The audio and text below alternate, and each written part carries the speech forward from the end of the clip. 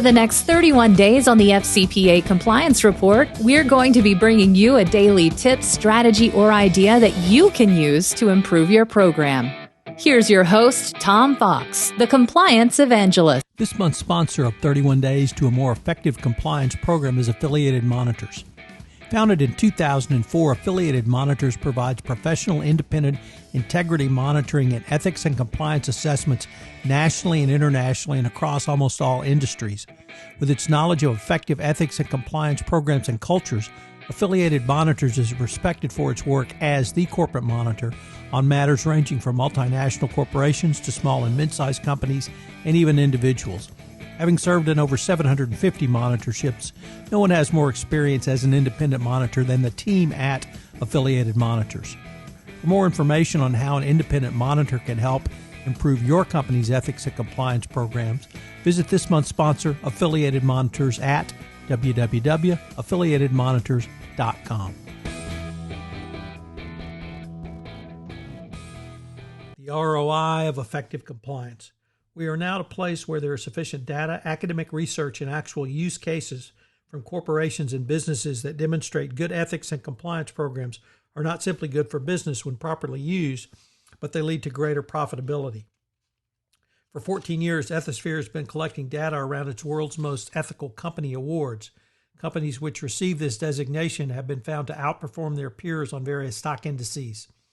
Ethisphere calls this the ethics premium, and it's tracking the stock prices of publicly traded companies, honorees compared to the U.S. large cap index. Ethisphere has found that the world's most ethical companies outperform in this sector. In 2010, the number was a delta of 4.5, yet by 2020, that number had skyrocketed to 13.5%. Clearly, Ethisphere is onto something. Academic research has also shown the efficacy of ethics and compliance programs. In a paper entitled The Analysis of Firms' Self-Reported Anti-Corruption Efforts, the companies with robust compliance programs do better financially in countries prone to corruption than companies with less effective compliance programs. Without a robust compliance programs, even with high sales in high-risk countries, sales will drop off and lead to a negative return on equity of between 24 to 30%. But the story does not end with data, numbers, or even academic research. The corporate world is full of tales where a compliance solution was delivered, which not only made compliance more effective, but improved business processes, efficiency, and greater profitability. One of the more interesting stories I've come across is an organization which performed a standard fraud risk analysis of business development personnel in a high-risk FCPA country. Because the country was high risk, there were relatively low gifts and entertainment limits below which the business folks could spend without compliance pre-approval. It was $75. Fraud risk analysis looked at traditional metrics such as split receipts and invoices right at, but not over the $75 limit.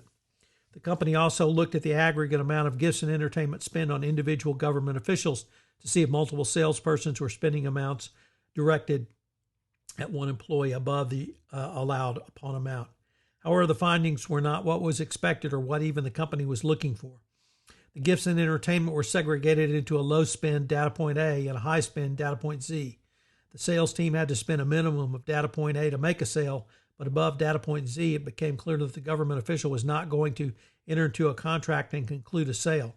The company decreed that the sales team had to spend up to data point A, but could not spend above data point Z. It turned out that the sales team appreciated the information as now they had a metric by which they would know whether or not they were in the running to make a sale. When they got to data point Z and gifts and entertainment spend, they simply moved on to the next customer. The effect was twofold.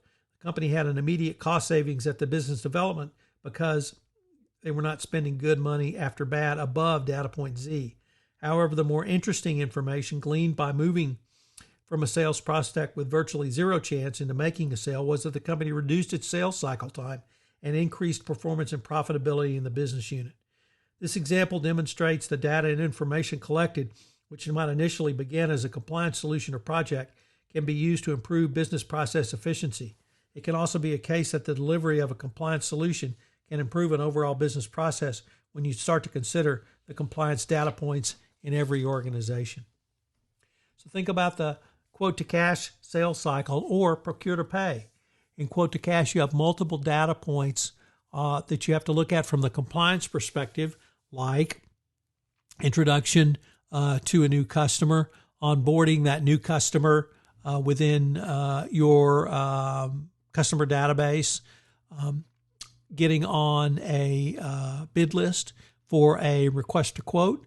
All of those involve gift, travel, and entertainment spend.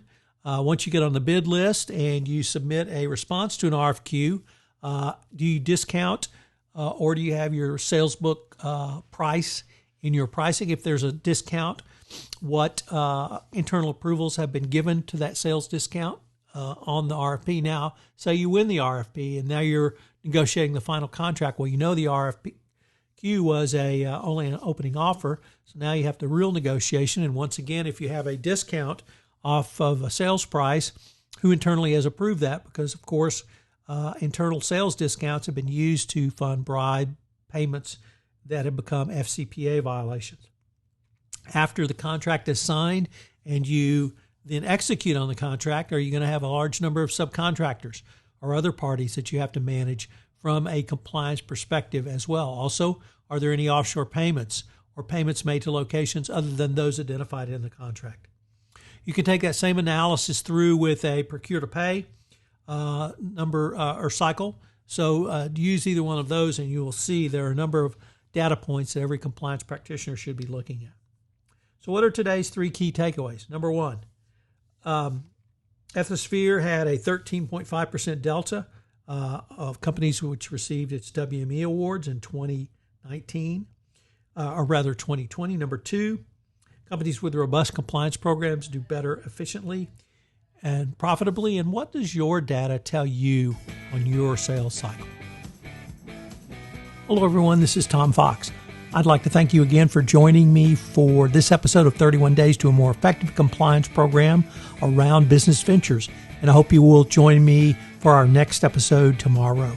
Also, I'd like to shout out to our sponsor, Affiliated Monitors, for sponsoring this month's podcast series.